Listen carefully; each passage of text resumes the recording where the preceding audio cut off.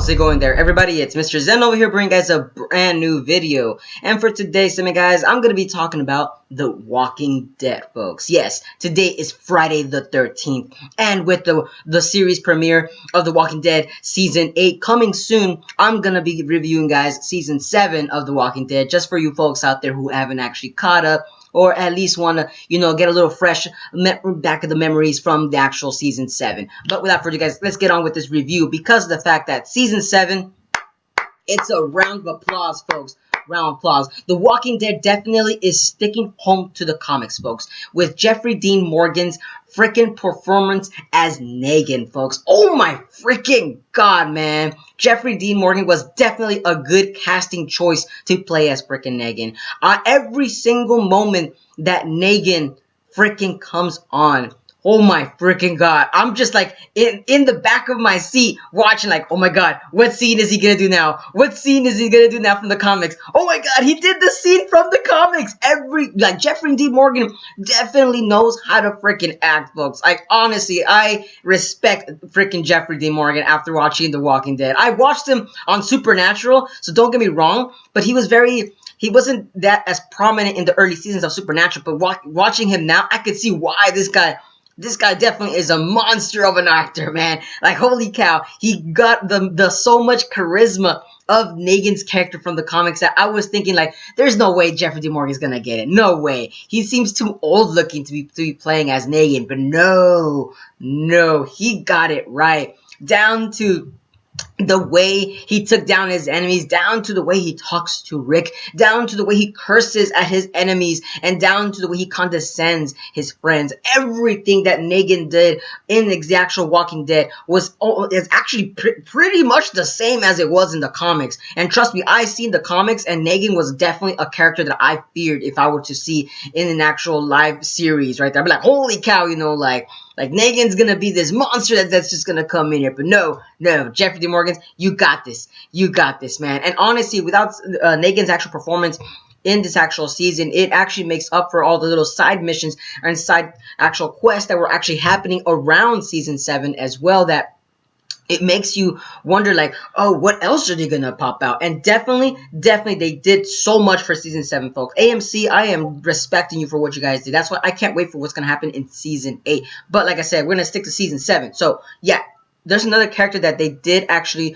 do pretty well, and that is actually Carl, folks. Carl's character is definitely right on the money. I personally, oh my god, was touched when freaking Negan was having a conversation with Carl. As you know, guys, in the comics, you guys see that Carl does actually go towards Negan's hideout with the Saviors, and he tries to actually take down Negan. But no, Negan, such a psychological monster, breaks down Carl the only way possible, by letting him see his eye.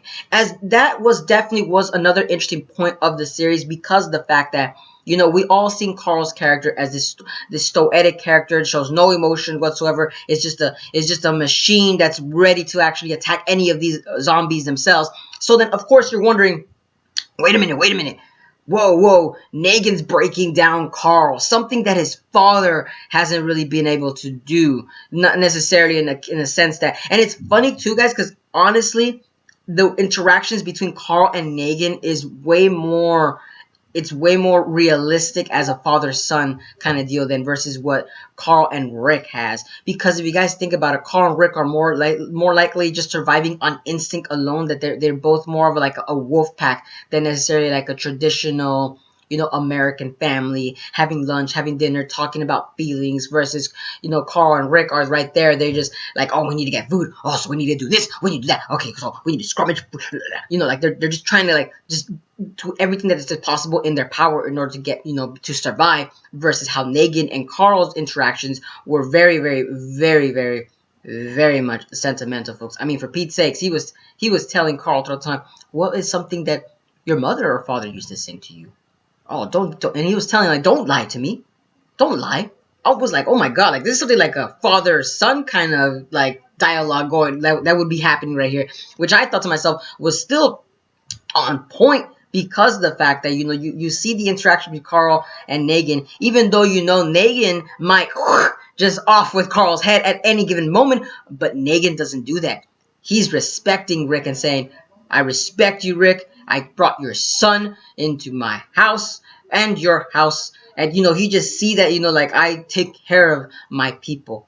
And it shows the bigger dog, and it shows how Rick's character development was through this entire season. As you guys seen that most of the time, Rick was always in control. But with the introduction of Negan, Rick was actually somebody's underdog, folks. Yes, it is a very different atmosphere that was definitely involved, which brought a lot of different atmospheres for every single character, because they mostly saw Rick as their savior. They mostly saw Rick as the person that, we can trust and you can actually defend us. But no, this time Rick was definitely something that there's nothing that he could do. There's just definitely nothing that he can definitely do, guys. And I personally enjoyed seeing that, because of the fact that, it dwells for more character development for Rick's character. And Rick's character in the comics does go through so much trauma, than the fact that, in this season, he also goes through so much trauma too, but more or less psychological trauma in terms of like a power struggle, as he can't do anything to defeat the saviors, because it's a numbers game, folks. The Walking Dead season 7 is a numbers game that you have to have numbers in order to defeat your opponent. And this time, it's funny because the zombies weren't really relevant throughout the whole entire season. It was more on the human side. Negan, humans versus humans. That's what made this season way more difficult, because of the fact that, humans can actually, they're more logical, of course, duh, Mr. Zan. But of course, with Negan's introduction, you're thinking like, how is this going to play out with the other characters? Which then involves now Rosita and Eugene, folks. With their characters, how do I say this? Their plot line was a little bit different from the comics, but I can tell where they're going. They're actually building them up to have a sentimental moment, because, spoiler alert, they do end up together. They're technically supposed to end up together in this season. I think they're going to probably save it for the next season, because you kind of do see Rosita actually go through a huge transaction in order to actually change her character development, because she's still in very much in a frustrated moment that she wants to take down freaking Negan, but she can't, because of the fact that, Negan also has the monopoly over the guns, and now there's a gun control, which that brings Eugene's character into the actual story. And Eugene does not want to make weapons anymore, because of the fact that he does not want to be involved with this anymore. He's tired. And of course, Eugene's character gets such a huge pivotal jump. That's something that I personally was not expecting that AMC would have done with Eugene, and that is join Negan. He joins Negan of his own, not of his own accord. That's weird. But he joins Negan and actually enjoys, actually controlling people, being the top dog. And Negan sees that, oh my God, this guy, he's the wonder of the universe. How has Rick not used him? And which is very interesting, because, Rick treats, you could say, Eugene as a regular person, but technically he didn't really utilize Eugene's actual talents. Eugene does have talents. He is very smart. He can create whatever he wants.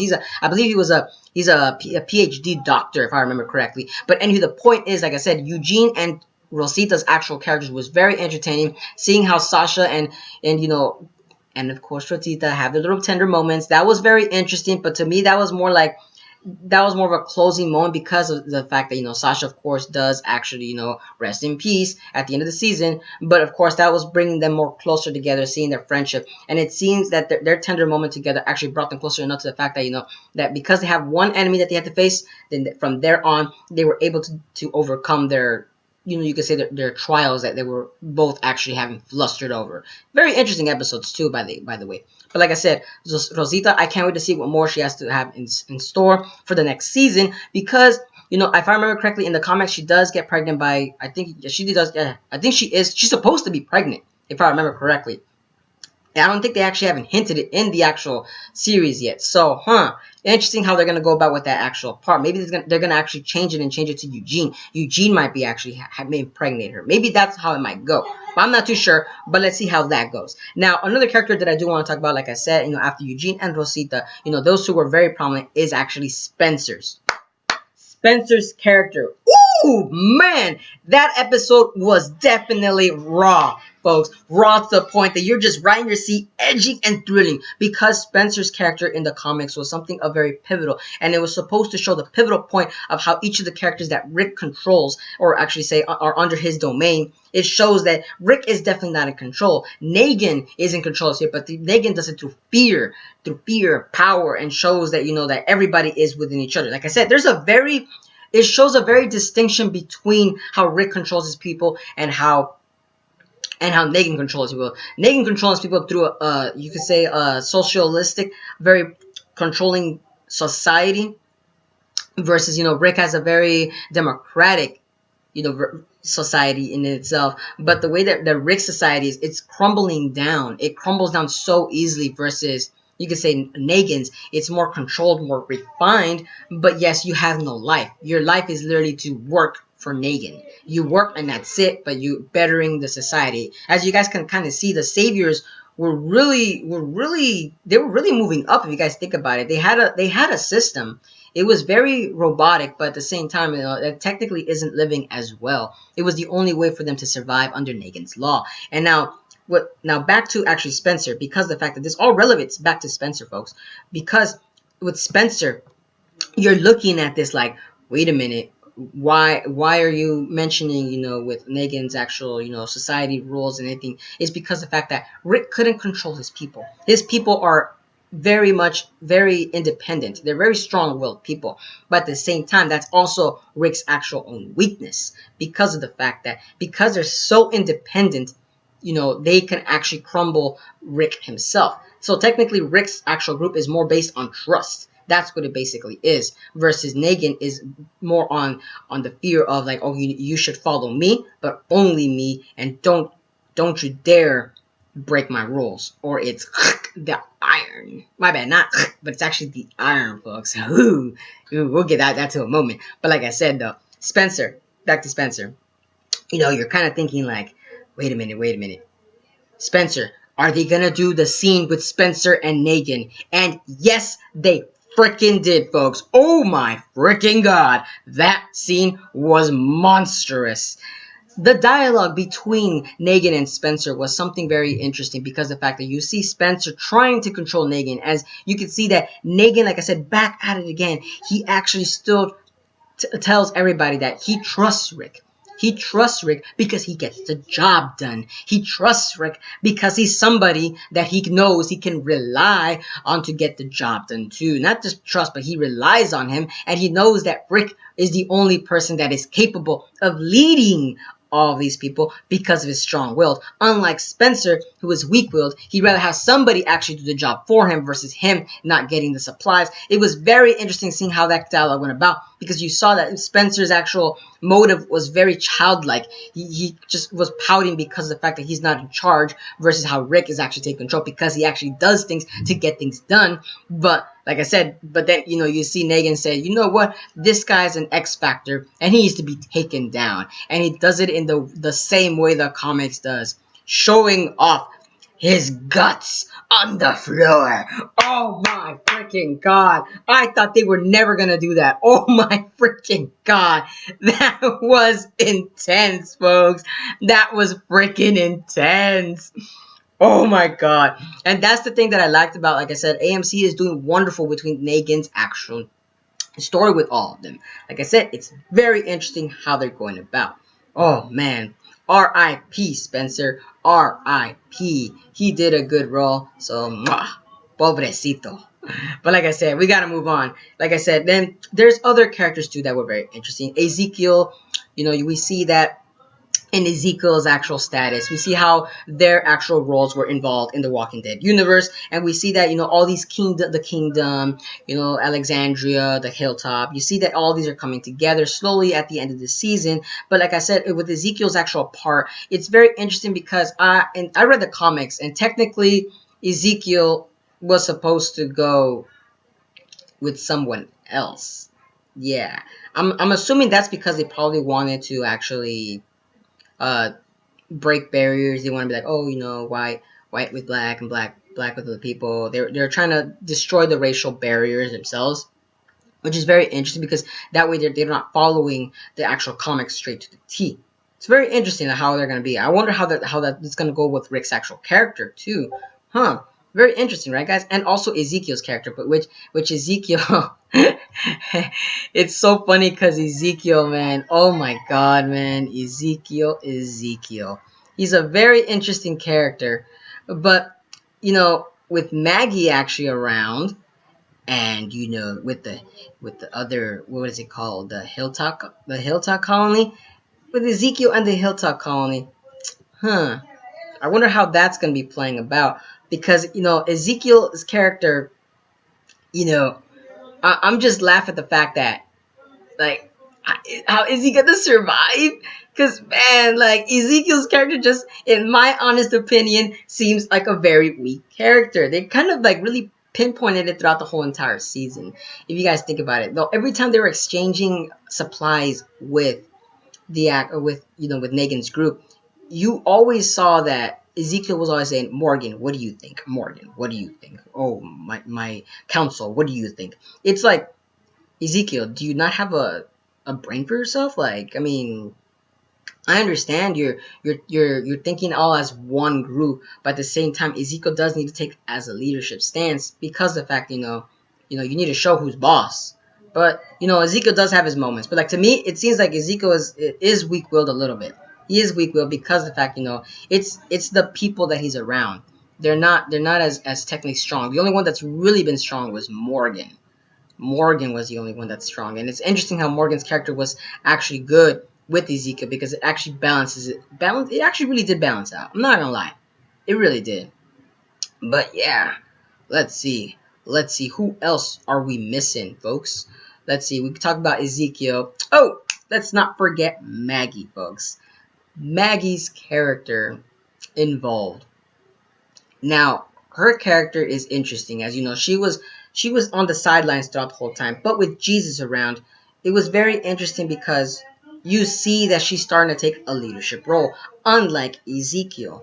Like I said, he does have a leadership role, but to me, it's not very prevalently stronger, or it doesn't show as much as like the other characters. Like Maggie, for instance, she was taking over the Hilltop Colony very quickly. All the residents would actually listen to Maggie instead of Gregory, and which, by the way, Gregory's character was it's very spot on. I can't argue that Gregory's character is spot on, but at the same time, it's hinting that Gregory's character is falling down the slope because of the fact that he's actually relying on Negan now. He's like a sly fox, Everything that he does is just only for it to benefit himself. And like I said, in Maggie's case, I'm wondering how they're going to go about with actual Gregory's character with Maggie, because in the comics, it does become a gruesome fate for actual Gregory because of Maggie's actual own leadership role involved in the Hilltop Colony. So I wonder how they're going to go about. They probably might show it in the next season, because of the fact that, you kind of see how Gregory's character is kind of falling down that slope very fast, too. I mean, for Pete's sake, he's actually asking Negan's men, can you help me? I want to take back charge of this place. Like I said, it's very interesting how that's going to go about, and I can't wait to see how it's going to go about, too, because of the fact that, Maggie is going to, I wonder if they're going to show Maggie actually shove off her hair. That would be interesting to see, but I wonder how it's going to be about. But, like I said, we got to move on with Jesus. Jesus' character. Oh, Jesus. They finally actually showed his actual, sexuality in the actual series now. He is a gay man, folks. And it's very interesting because they didn't show up in the comics. They didn't show up like very late in the season, if I remember correctly. But they did it very touching in a way that so characters can understand why he doesn't really have nobody with, because of the fact that he loves men. It's interesting, but I'm wondering when he's gonna become Rick's right-hand man, because in the comics, he's technically Rick's right-hand man. Right now, it doesn't look like he's Rick's right-hand man. It looks like right now he's Maggie's right-hand man. Very interesting, right, folks? Very, very freaking interesting. Oh yes, folks. Let's see, who else do we have to talk about? Because Jesus' character, like I said, wasn't that very much prevalent. He was there on the sidelines doing his own thing. But we gotta move on, folks, to another specific group, folks, and that is the Scavengers. Oh yes, folks, the Scavengers. Oh, these characters, folks. Man, oh man. I don't know if any of you guys have like noticed this, but when the scavengers were introduced, did you guys get the feeling that are these the whisperers? When they were first introduced, they didn't say who they were, and I was thinking to myself, "Oh my god, oh my freaking god, it's the whisperers!" Because I read the comics and I was thinking like, "Wait a minute, no freaking way!" So you're wondering, are the writers of The Walking Dead, are they gonna transition them to become the Whisperers? Because the way they actually even act too, in that very monotone dialogue, the way they kind of speak in every action, they do seem to actually follow the Whisperer's actual maneuvers and everything. It's very interesting. And also, I wonder if Jadis is gonna become Alpha as well. Because remember, guys, Alpha's character is a very serious character, and Jadis, oh my god, she just pours alpha, like honestly. And in case you guys aren't familiar with the Whisperers are another group in The Walking Dead who actually use, I know, spoiler alert, who actually use the dead people as like a skin cloth and hide amongst the people, which is very interesting, folks. Like I said, I can't wait to see how the Walking Dead creators are going to do about that, because the Whisperers actually start taking down after, after of course, Negan's role in the actual series.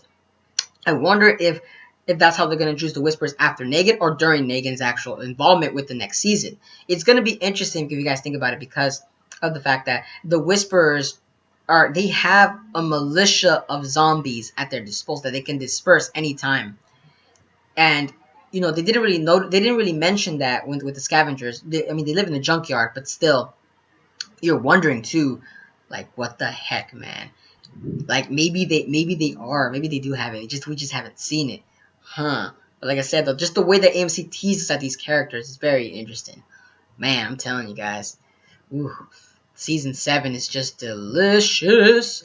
But I believe we got a couple more characters we got to talk about, folks. And that is Daryl's character, folks. Daryl's character. Oh man, folks. Daryl's character. I feel kind of sorry for Daryl's character, the way he was actually very treated during Negan's actual involvement with him.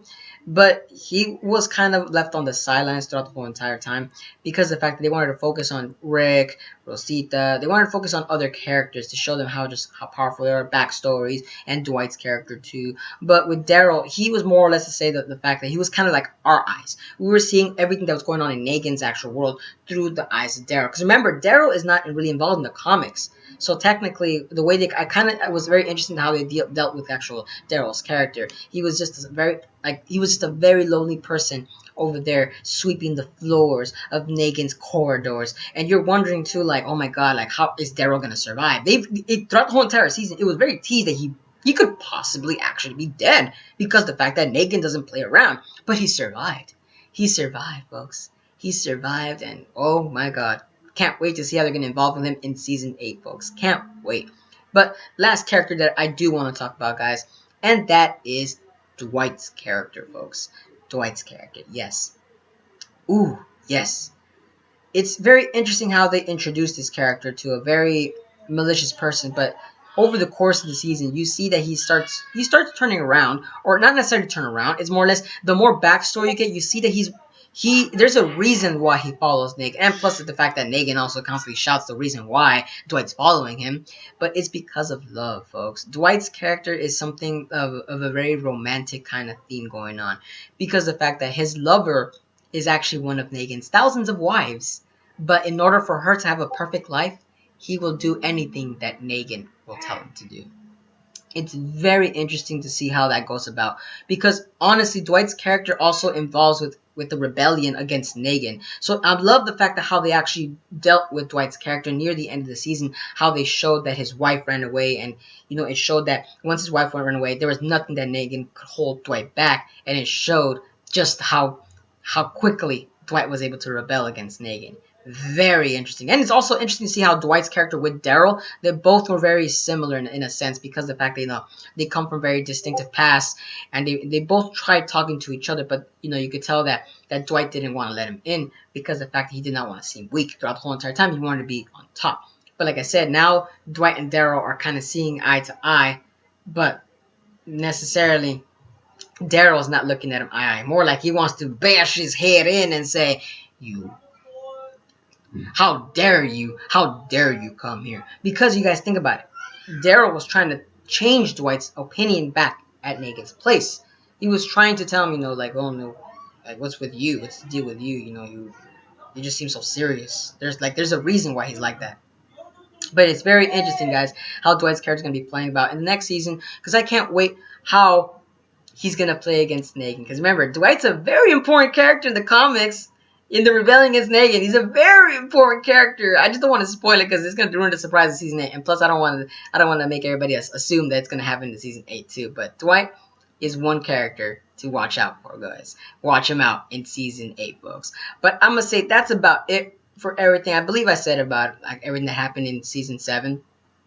I believe the Hilltop Colony. I talked about that. We talked about Alexandria. We talked about the kingdom. We see how all the residents were going about.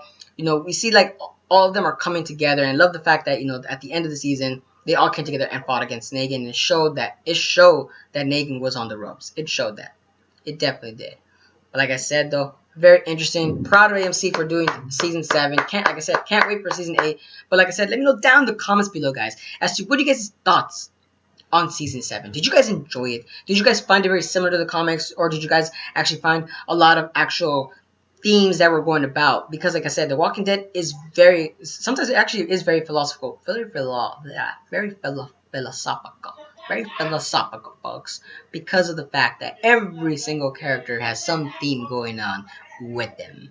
But like I said though, guys, let me know down in the comments. And as always, guys, if you guys enjoy my content, don't forget to give a like, comment, share, and subscribe for more Walking Dead reviews / summaries / discussions. And as always, guys, hope to see you guys again in the next video. But peace out, folks.